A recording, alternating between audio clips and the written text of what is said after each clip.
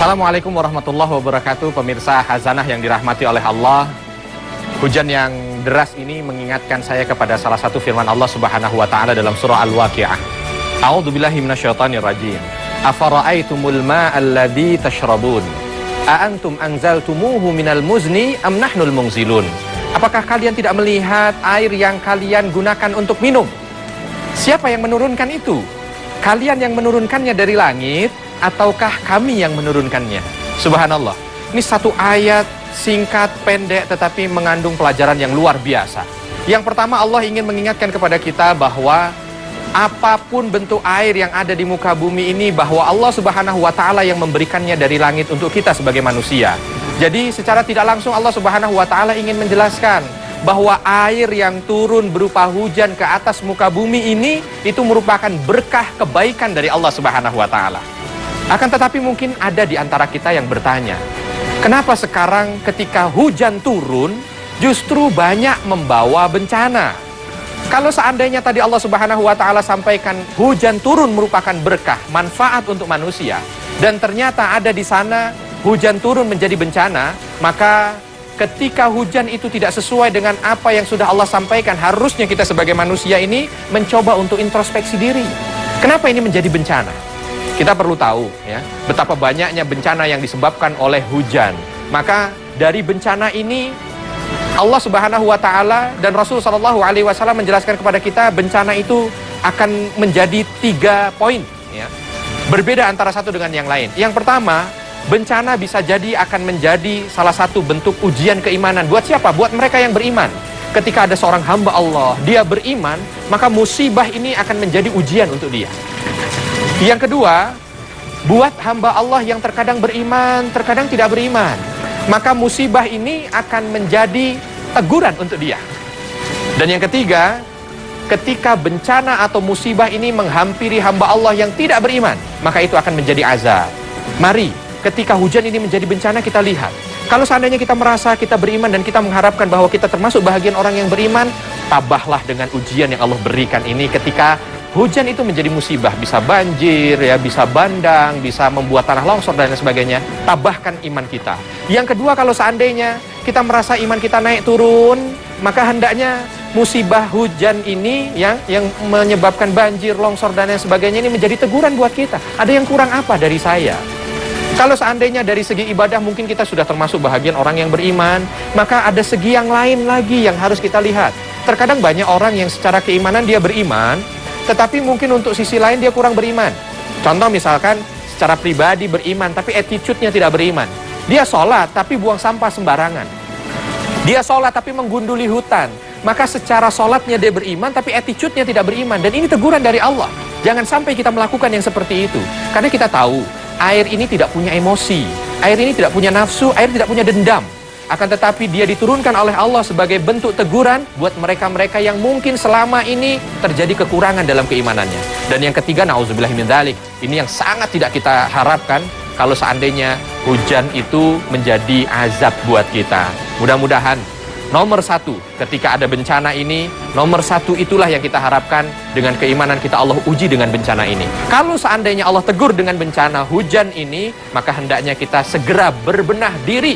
Karena Allah sudah tegaskan ya dalam firman-Nya bahwa zaharal fasadu fil barri wal bahr, bahwa terjadi kerusakan di atas muka bumi ini sebabnya adalah karena tangan-tangan manusia. Hendaknya itu yang menjadi bahan renungan kita bersama.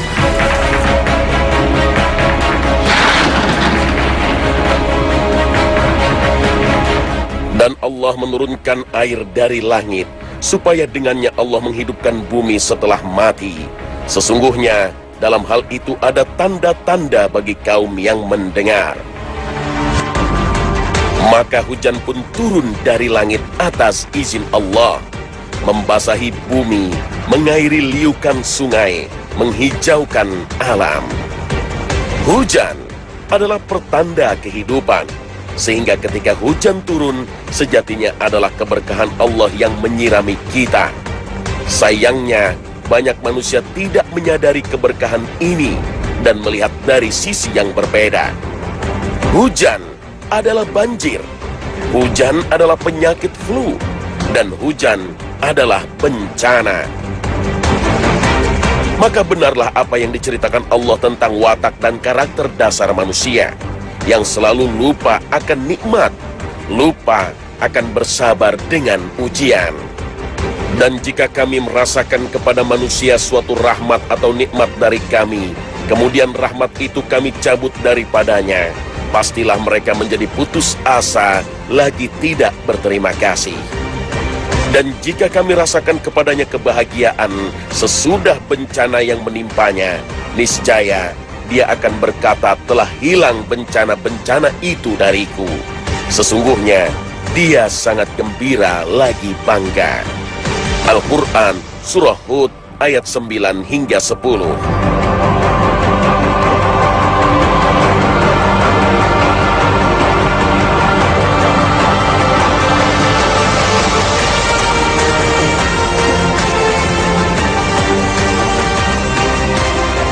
Assalamualaikum warahmatullahi wabarakatuh.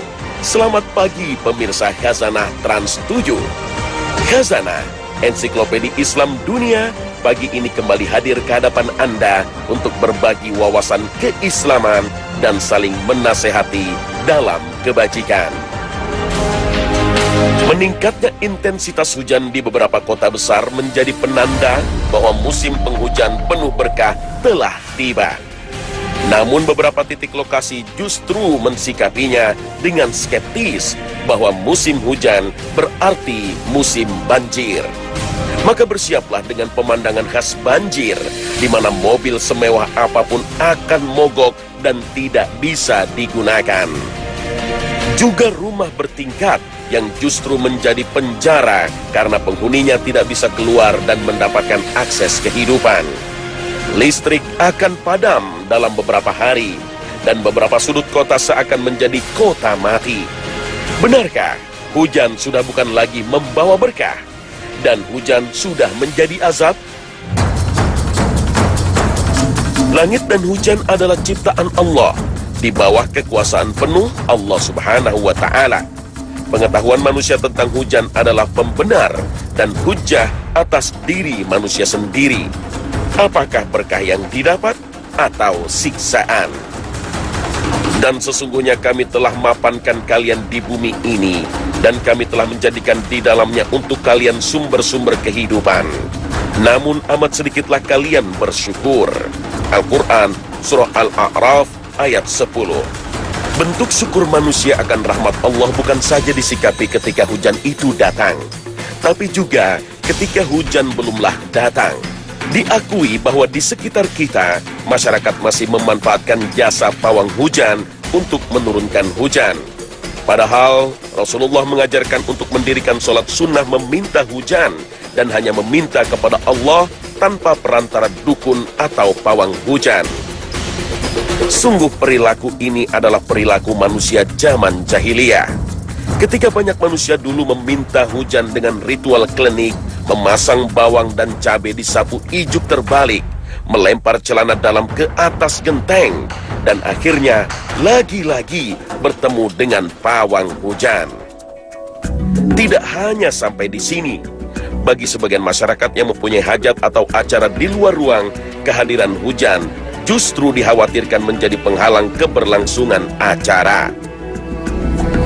Beberapa berserah diri pada Allah dengan berdoa, sisanya pergi mencari pawang hujan dan meminta hujan dipindahkan. Sungguh kecerdasan manusia, hasil didikan universitas tinggi, belum mampu mengubah perilaku jahil dengan mencampurkan agama tauhid dan klinik.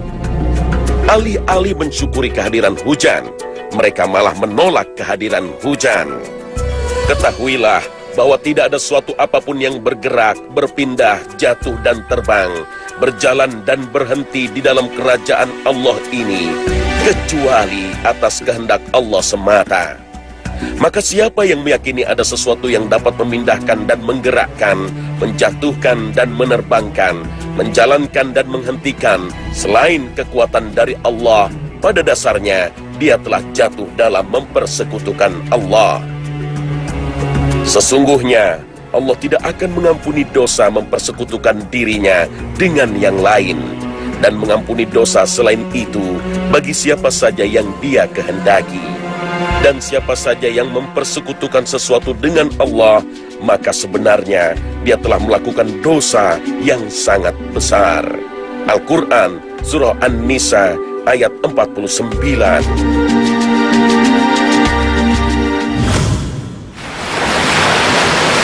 وَجَعَلْنَا مِنَ الْمَاءِ كُلَّ شَيْءٍ حَيٍّ أَفَلَا يُؤْمِنُونَ. Kedudukan air yang begitu penting menjadikan hujan sangat layak dan pantas disebut sebagai rahmat. Rasulullah SAW dalam sebuah hadis sahih yang diriwayatkan oleh Imam Muslim, bahwa Aisyah mendengar Rasulullah SAW ketika melihat hujan, beliau berkata, "Itu rahmat." Hadis Rasulullah itu dikuatkan oleh Al-Quran Surah Al-Furqan ayat ke-48. Dan kami telah turunkan air yang mensucikan dari langit. Maka dalam hal ini, ulama sepakat bahwa air hujan adalah bagian dari sarana bersuci yang sah, seperti untuk berwudu dan mandi junub. Hujan juga adalah pertanda ampunan Allah bagi kaum yang bertaubat. Hujan menjadi simbol sirnanya kemurkaan Allah atas suatu kaum.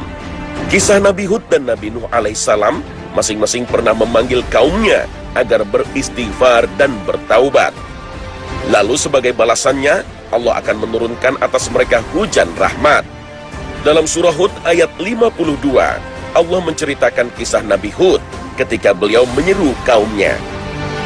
"Wahai kaum, mintalah ampunan Rabb kalian, kemudian bertaubatlah kepadanya. Niscaya Allah akan mengirimkan atas kalian hujan yang lebat."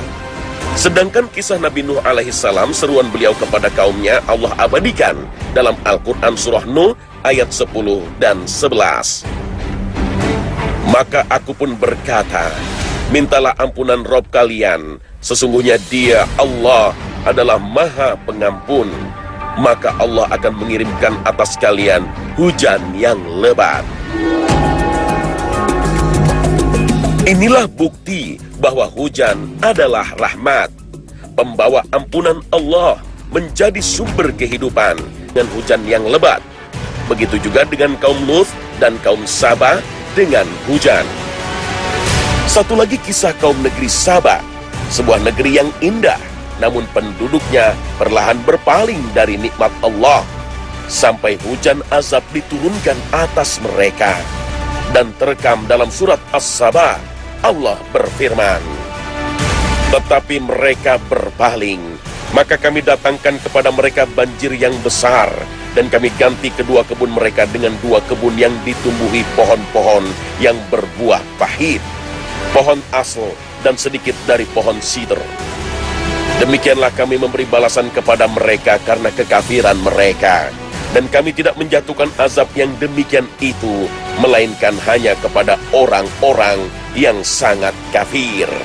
Al-Quran Surah As-Saba ayat 16 hingga 17. Begitulah jika setan berhasil menggerakkan logika manusia, ketika hawa nafsu syahwat sesama jenis dilegalkan, ketika perdukunan menjadi alternatif meminta, juga ketika agama dilepaskan dari kehidupan dan dimasukkan dalam ranah pribadi. Betapa banyak dosa-dosa besar dilakukan tidak lagi dengan cara tersembunyi, bahkan tanpa rasa malu sama sekali. Pertikaian pemimpin yang dipercaya rakyat, korupsi berjamaah para pejabat negara, juga pemikiran bahwa Islam bukan agama kebenaran dan anti toleransi. Maka tidaklah jauh bila kita katakan bahwa sebagian bencana banjir yang terjadi di zaman ini disebabkan karena dosa-dosa manusia, sehingga yang turun di musim hujan saat ini tidak lagi hujan rahmat, melainkan hujan azab. Jika sudah begini, maka hendaklah kita mengikuti seruan Allah untuk memperbanyak istighfar, bertaubat dari segala pemikiran dunia, dan kembali memeluk Islam dalam setiap nafas kehidupan. Sehingga hujan yang turun ke tempat kita berada sejatinya adalah hujan rahmat dan bukanlah hujan azab. Allahu musta'an.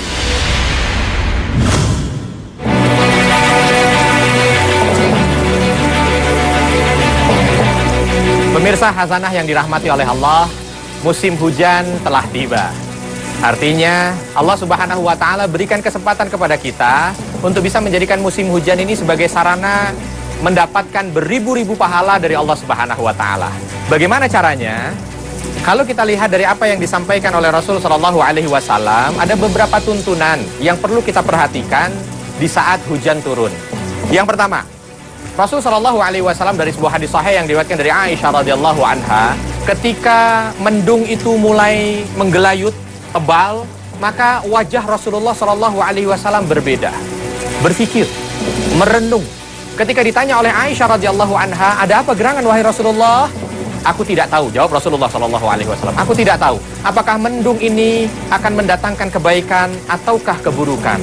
Akan tetapi ternyata mendung itu bisa membawa Rasul Shallallahu Alaihi Wasallam untuk berpikir tentang kekuasaan Allah Subhanahu Wa Taala. Dan ini yang harus pertama kali ada pada kita di saat mendung itu mulai menggelayut. Lalu ketika hujan mulai turun, ada doa yang disunnahkan oleh Rasul Shallallahu Alaihi Wasallam untuk dibaca. Allahumma sayyiban nafi'a. Ya Allah, jadikanlah hujan ini merupakan hujan yang penuh dengan manfaat. Diawali dengan doa. Agar apa? Memang betul-betul hujan itu mendatangkan manfaat. Selanjutnya, ketika hujan mulai bertambah deras, kita disunnahkan oleh Rasul Shallallahu Alaihi Wasallam untuk menikmati hujan tersebut dengan mandi hujan. Ini sesuai dengan hadis yang diriwayatkan dari Anas bin Malik, bahwa Rasulullah Shallallahu Alaihi Wasallam ketika hujan itu turun, maka Rasul Shallallahu Alaihi Wasallam membuka sedikit bajunya, lalu beliau merasakan nikmatnya air hujan tersebut. Ditanya oleh para sahabatnya, ya Rasulullah, ada apa gerangan? Rasul menjawab bahwa ini hujan ini hadithu ahdin bi rabbi, bahwa ini merupakan salah satu bentuk makhluk yang baru saja diciptakan oleh Allah Subhanahu wa Ta'ala, dan dia banyak mengandung berkah ini. Maka Imam Nawawi rahimahullah menjelaskan tentang makna hadis ini, bahwa hujan ini mendatangkan keberkahan dan dianjurkan kepada kita untuk bisa mendapatkan keberkahan dari tetesan-tetesan air hujan itu. Bahkan di beberapa riwayat Rasul Shallallahu Alaihi Wasallam meminta kepada para sahabatnya untuk keluar dan berwudu, ya, dengan air hujan yang baru turun itu. Karena apa? Allah Subhanahu Wa Ta'ala menegaskan bahwa air yang hujan itu liyutahhirakum bihi, bahwa air yang hujan itu memang digunakan, difungsikan, manfaatnya salah satunya agar manusia itu dapat bersuci. Maka untuk mewujudkan ini tidak salah, ya, ketika kita keluar lalu kita berwudu dengan air hujan yang turun ini. Ketika hujan itu mulai deras dan lama sekali tidak berhenti, maka Rasul Shallallahu Alaihi Wasallam mengajarkan kepada para sahabatnya, ketika hujan itu mulai deras, lama tidak berhenti, ditakutkan malah menjadi bencana, maka Rasul mengajarkan kepada para sahabatnya dan kepada kita nih untuk berdoa dengan satu doa. Apa doanya? Allahumma hawalaina wala alaina. Ya Allah, tolong turunkan hujan ini di sekitar kami yang jauh lebih membutuhkan, berikan kepada mereka, dan jangan jadikan hujan ini sebagai adab untuk kami. Allahumma alal akam wal jibal wad dirab wa manabiti syajar. Ya Allah, turunkanlah hujan ini kepada gunung-gunung, kepada bukit-bukit, kepada lembah-lembah, kepada tempat-tempat tumbuhnya pohon. Sehingga apa? Mereka jauh lebih bisa merasakan manfaat dari hujan ini. Jadi ketika hujan ini datang bertubi-tubi dengan jumlah yang sangat deras, banyak, waktunya lama, kita tidak diperkenankan untuk melakukan hal-hal yang justru berbau kesyirikan. Nggak boleh. Tidak boleh dengan dukun, tidak boleh dengan ritual ini dan itu yang tidak disyariatkan. Tetapi yang disyariatkan adalah bagaimana kita membaca doa yang diajarkan oleh Rasul Shallallahu Alaihi Wasallam. Dan di saat hujan ini makin deras, ada beberapa lagi yang disunahkan. Kita diminta untuk memperbanyak doa di saat hujan deras ini. Karena salah satu waktu mustajabah itu adalah di saat hujan ini nuzulul ghaith, bahasanya Rasul Shallallahu Alaihi Wasallam dalam sebuah sabdanya itu, ya. Nuzulul ghaith ini adalah turunnya hujan yang sangat deras sekali. Ini merupakan waktu yang sangat mustajabah untuk berdoa. Saudaraku, yang di saat ini kita mungkin punya hajat, kemungkinan Allah kabulkan hajat kita itu justru di saat deres-deresnya hujan, dan di saat itu kita mampu menengadahkan tangan, munajat kepada Allah, disitulah Allah buka rahmatnya untuk kita. Subhanallah. Dan ingat, ketika hujan turun, jangan sekali-sekali untuk menghina, menghujat hujan. Kadang-kadang kita begitu, aduh hujan lagi, aduh ini, aduh itu. Jangan, hati-hati. Kalimat ini merupakan kalimat yang buruk yang tidak disukai oleh Allah Subhanahu wa Ta'ala. Terakhir, ketika hujan ini mulai reda, Ketika hujan reda, maka Rasul SAW menganjurkan kepada kita, menyunahkan kepada kita dalam sebuah hadis sahih untuk mengucapkan satu kalimat baik. Apa kalimatnya? Mutirna bifadlillahi wa rahmatih. Bahwa kita telah diturunkan hujan dengan rahmat dari Allah dan kebaikan dari Allah Subhanahu wa Ta'ala. Semoga musim hujan ini menjadi musim di mana kita diberikan kesempatan oleh Allah untuk bisa mendapatkan beribu-ribu kebaikan dengan mengikuti sunnah Rasul Shallallahu Alaihi Wasallam dalam menghadapi hujan. Bentuk kemudahan ajaran Islam dalam hujan ternyata memiliki dampak dalam rangkaian ibadah wajib. Di antaranya adalah sholat. Dalam sebuah hadis yang diriwayatkan oleh Muslim dari Abdullah bin Abbas radhiyallahu anhuma, Nabi Muhammad SAW mendirikan sholat zuhur dan asar di Madinah dengan cara menggabungkannya dalam satu waktu tanpa ada sebab seperti musafir dan karena takut. Dan Abdullah bin Abbas radhiyallahu anhuma menjawab ketika ditanya tentang hal itu, bahwa Nabi SAW tidak ingin membuat siapapun dari umatnya merasa kesusahan. Hadis ini menjadi dasar dibolehkannya menggabung dua sholat dalam satu waktu ketika turun hujan deras. Ini adalah bentuk kemudahan dalam Islam, rahmat Allah ketika turun hujan. Kemudahan kedua dalam sholat adalah dibolehkannya sholat di rumah, tidak di masjid ketika hujan turun. Dalam hadis riwayat Muslim dari Nafi bahwa Ibnu Umar radhiyallahu anhuma pernah mengumandangkan azan sholat pada malam yang dingin dan terdapat hembusan angin. Maka beliau berkata, "Perhatian, sholatlah di rumah kalian." Kemudian beliau berkata, Rasulullah SAW memerintahkan muazin jika pada waktu malam yang dingin dan turun hujan agar berkata, menyeru, "Perhatian, sholatlah kalian di rumah." Imam An-Nawawi Asy-Syafi'iyah dalam kitabnya Al-Minhaj menjelaskan hadis tersebut. Hadis ini adalah dalil atas adanya keringanan perintah sholat secara berjamaah dalam kondisi hujan dan semisalnya dari perkara-perkara yang dianggap sebagai uzur atau halangan.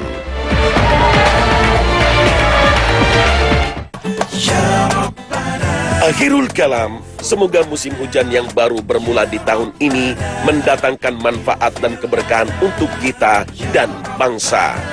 Sehingga tidak ada lagi banjir yang merugikan, tidak ada lagi luapan sungai yang menenggelamkan, dan tidak ada lagi nyawa yang harus melayang karenanya. Hanya kepada Allah yang maha menurunkan dan menghentikan hujan, kita panjatkan syukur dan berserah pasrah atas segala problematika kehidupan. Karena sesungguhnya hujan adalah kenikmatan, keberkahan, dan penghapus dosa. Wa sallallahu ala nabiyyina Muhammad wa ala alihi wa azwajihi wa ashabihi ila yaumiddin. Wassalamualaikum warahmatullahi wabarakatuh. Ya Rabbana